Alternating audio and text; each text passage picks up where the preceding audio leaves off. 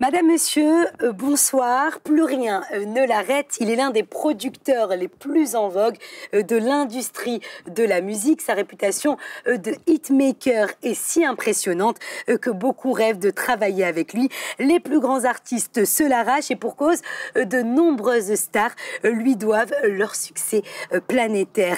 Un producteur, auteur, compositeur hors pair, un vrai génie. Il est l'une des success stories de la scène musicale internationale. Il fait partie de ces artistes marocains et de surcroît africains qui ont su imposer leur marque de fabrique outre-Atlantique. Vous l'aurez compris, je parle de Redouane. Redouane nous fait le plaisir et l'honneur de nous accorder une interview.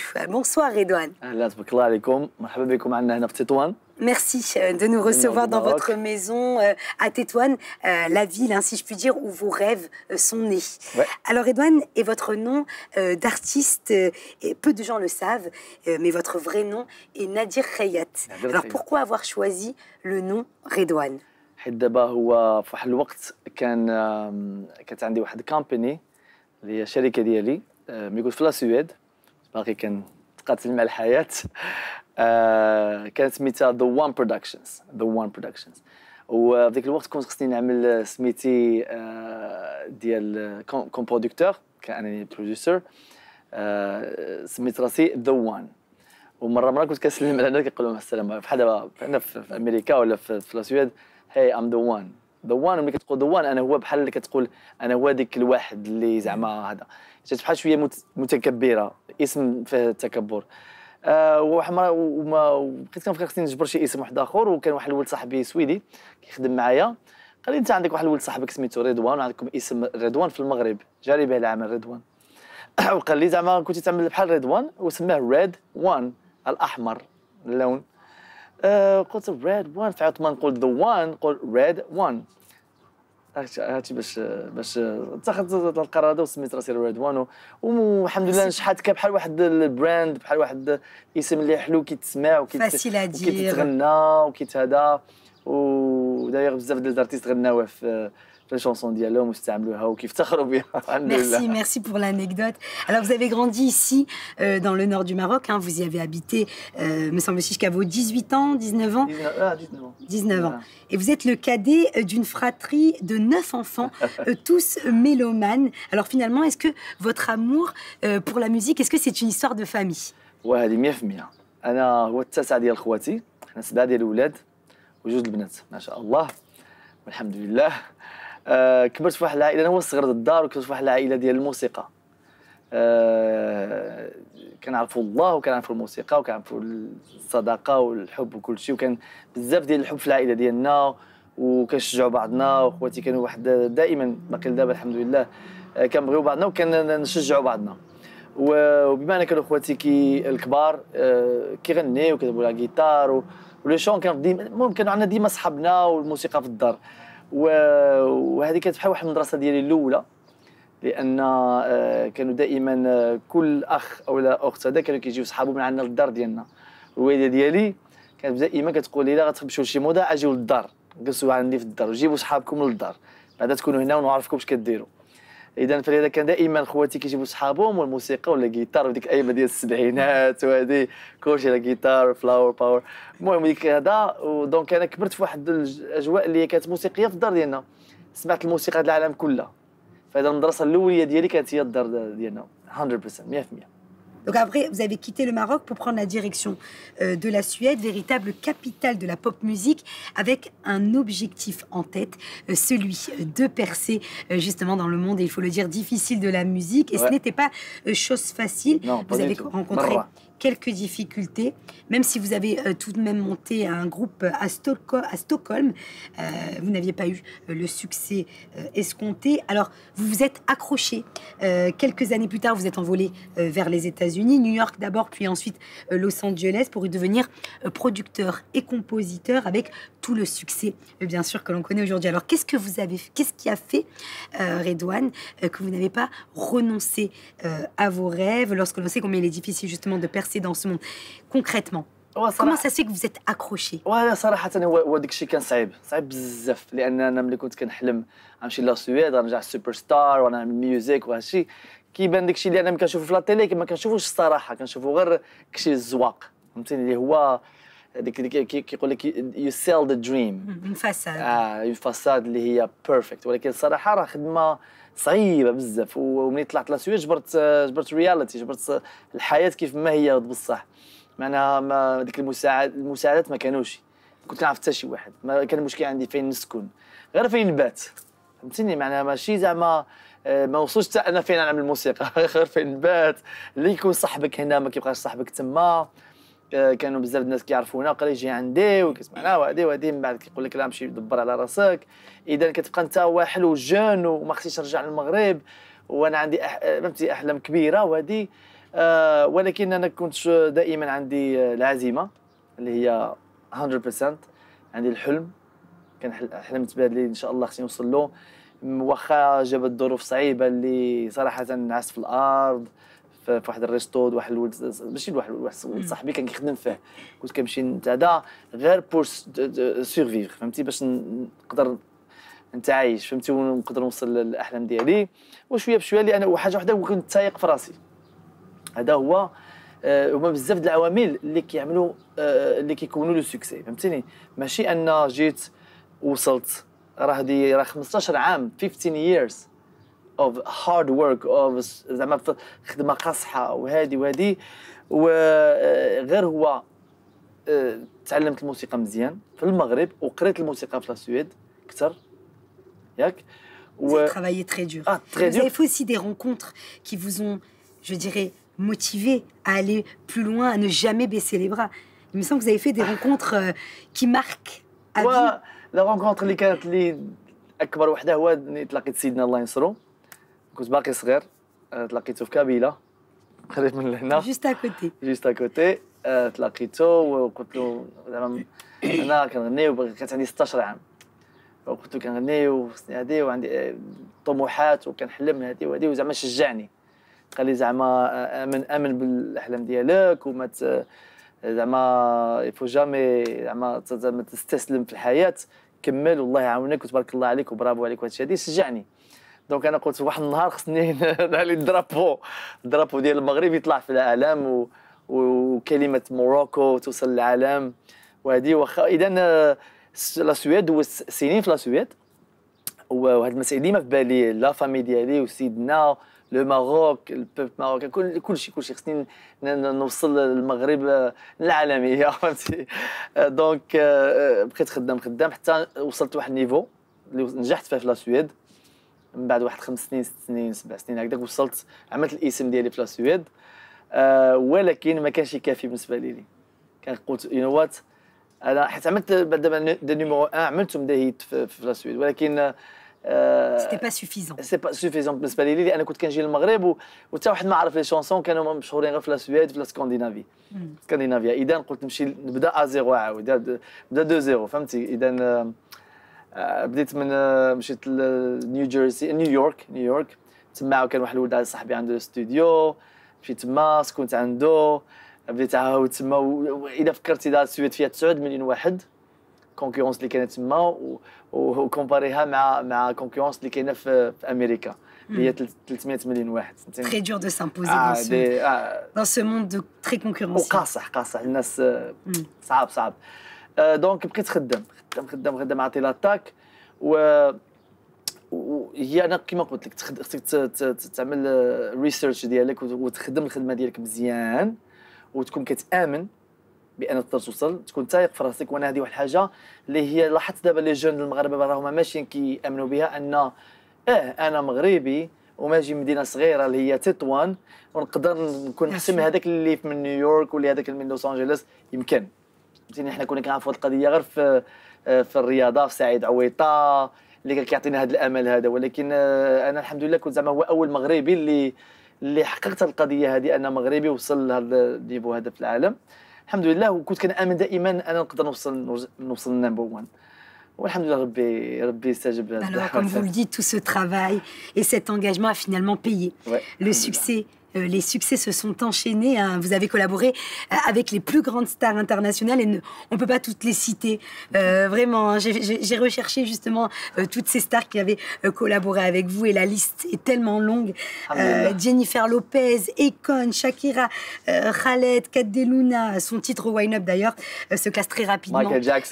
Michael Jackson, of course, dans les hit parades de plus de 40 pays. Vous avez aussi lancé la carrière de Lady Gaga en composant ces tubes, ce qui vous a permis de recevoir 3 Grammy Awards. Avec Gaga, 2 avec Gaga. Avec Lady Gaga et avec une avec Marc Anthony. Avec Marc Anthony. Vivir mi vida, c'est la version هي الفيرسيون اسبانيوليه ديال C'est la vie. Avec, oui, effectivement, même Khaled, justement, on en reviendra, justement, vous avez aussi permis de rebooster, si je dirais, sa carrière. Mais avant ça, permettez-nous d'écouter quelques extraits hein, de vos plus gros tubes. Merci.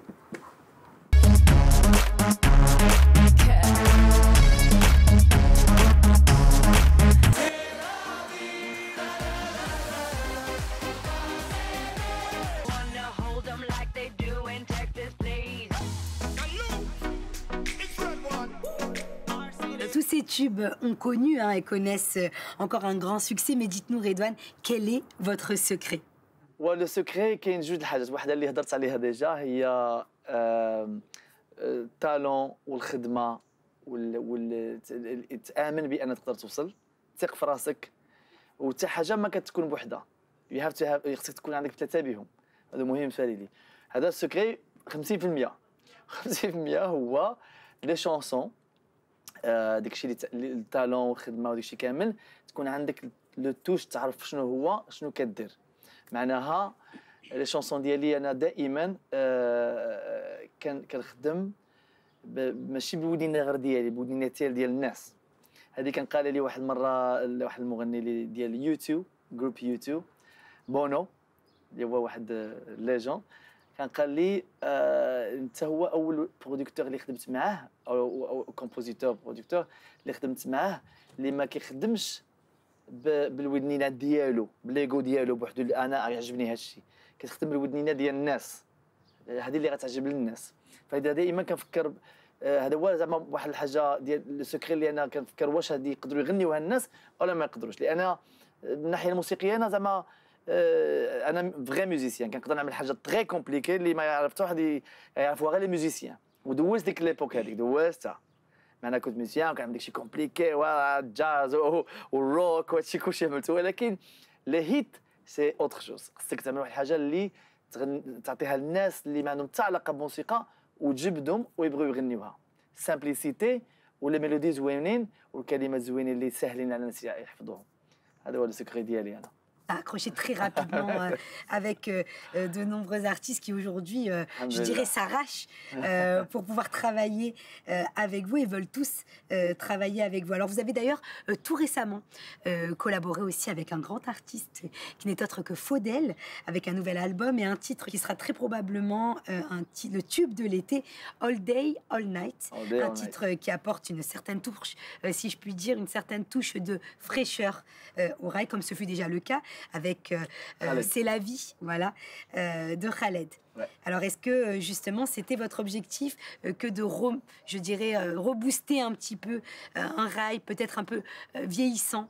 وي بالنسبه لي انا الغاي ما عمره شي حاجه ماشي ما عمرها كتقدم لان واحد عندي واحد الاحساس اللي هو زوين بزاف وكيعجب غير اللي كان هما اش كيوقع في لا ميوزيك لي سون كيتبدلوا الناس كيعياو واحد لو سون كاين واحد جوج الحاجات واحده ديال لا برودكسيون ديال لا ميوزيك كيفاش كيكون لو سون ديالها وعاد الطريقه اللي كتكتب بها الاغنيه لا ميلودي وداك الشيء كامل لا ميلودي ديال الراي كتبقى هي هذيك غير دي نوفو اغاني جداد وافكار جديده ولكن لو سون كيتبدل مع الوقت الناس كيعياو واحد الاصوات ديال الدرامز وديال لا باتري وديال هذه وهذه وهي بحال الثمانينات كانوا عندهم دي سانتي سبيسيال كل وقت هذه اذا انا شنو كنعمل هو كنحاول دائما نجبر شي حاجه شي سون جداد ونخلطهم مع الموسيقى اللي كتعجب الناس اذا كانت الراي ولا كانت الروك ولا كانت الدانس ولا كانت اي حاجه هذه هي الميلونج اللي كنعملو في الناحيه ديال فودير راه عنده شخصيه ديالو حتى هي كتامبوزا في الموسيقى اذا كتعمل واحد الميلونج ديال فوديل وريد وان Alors que ce soit dans ce tout nouveau titre de Faudel, hein, ou encore dans le clip de la chanson Boom Boom, où l'on retrouve des artistes de renom comme French Montana ou encore Daddy Yankee, vous mettez un point d'honneur à mettre justement en avant le Maroc et ses paysages. Des villes Marrakech, Chefchaouen, Rabat et bien sûr Tétouan ont été sublimés, et le Sahara marocain bien sûr ont été sublimés dans ces clips. Alors regardons juste pour le plaisir justement des yeux un extrait.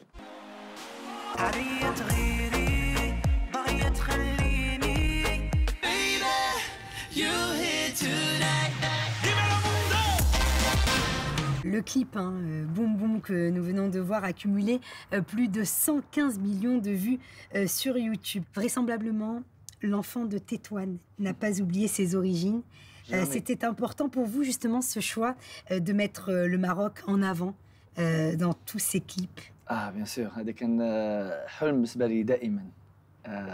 كنت ديما كنحلم ان تجي شي فرصه فين نبين المغرب في العالم، ماشي غير بلا ميوزيك ولكن حتى نوري لهم المغرب، نوريو المغرب ديالنا في العالم. وهذه راه شرف بالنسبه لي وفرحه كبيره، لان هذه الفكره هذه اول حاجه منين جاتني اللي ساعدتني هو ان كل ما كانوا كيجيو دي ستار بحال جينيفر لوبيز كتجي لهنا، جات المغرب عندي، جا انريكي إغليسياس، وهذيك كيجيو كيحماقوا على المغرب، كيحماقوا. حتى دادي يانكي في هاد الدار هذه ملي جا قال لي انا حمقت، قال لي خصني نرجع لهنا وخصني نخدم هنا وخصني، لان وانا كنشوف هاد لي ستار هادو ملي كيجيو كيحماقوا، كنقول خصنا هاد الشيء ماشي غير لي ستار اللي هما اللي يجيو، خص يجيو حتى الناس هذا الشعوب العالم كامله تجي للمغرب. فلهذا الفيديو كليب ديالي بوم بوم قلت نعملوه في المغرب ونبين المغرب. Une belle vitrine. Et d'ailleurs, pour la petite histoire, Michael Jackson, que vous avez aussi côtoyé, avec qui vous avez travaillé, collaboré, lui-même, vous avez dit justement qu'il aimait beaucoup le Maroc, me semble-t-il. Ouais.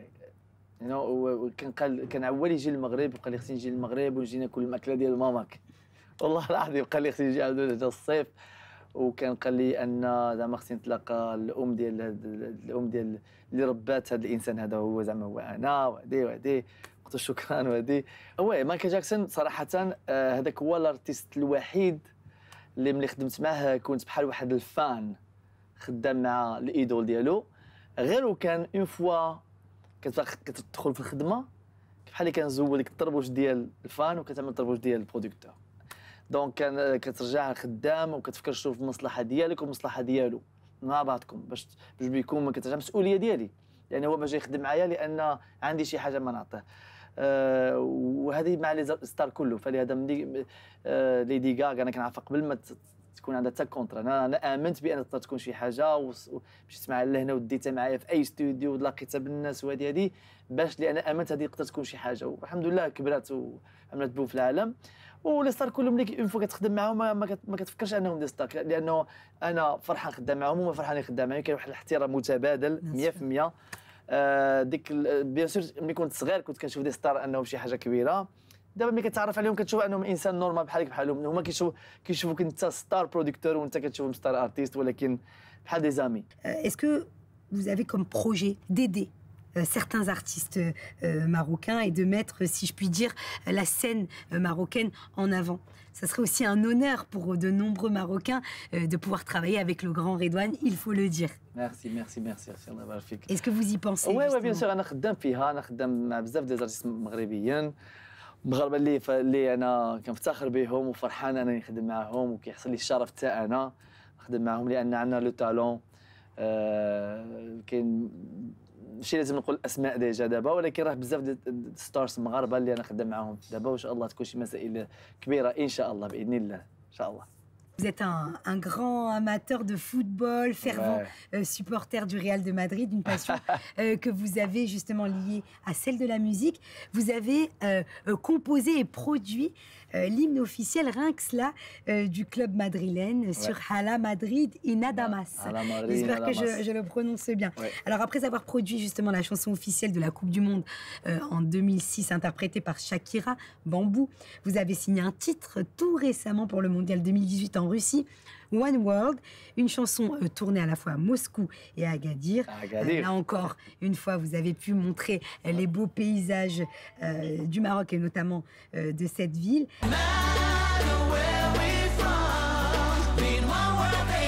Here we come as one, proud of where we're from.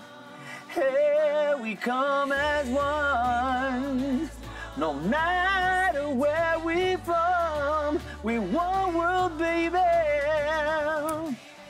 Bravo, bravo, vraiment bravo. Et justement, est-ce qu'on peut attendre un album produit dont les titres seront interprétés exclusivement par vous-même, par Redouane et donc par votre maison de production Redouane Records? C'est ce qu'on peut espérer. Inch'Allah, Inch'Allah. Moi, أنا خدام des chansons. On va voir Inch'Allah واش غيكون البوم ولا اي بي ولا هذه، ولكن ديجا انا عملت Don't You Need Somebody، عملت بوم بوم and One World and باقي نخرج شي اغاني جديده ان شاء الله قريب very soon. Donc à venir. Vous avez actuellement un projet qui me semble-t-il vous tient beaucoup à cœur. Il s'agit de Now United qui réunit des jeunes chanteurs de nationalités différentes. Alors de quoi il s'agit exactement? Now United هو واحد الجروب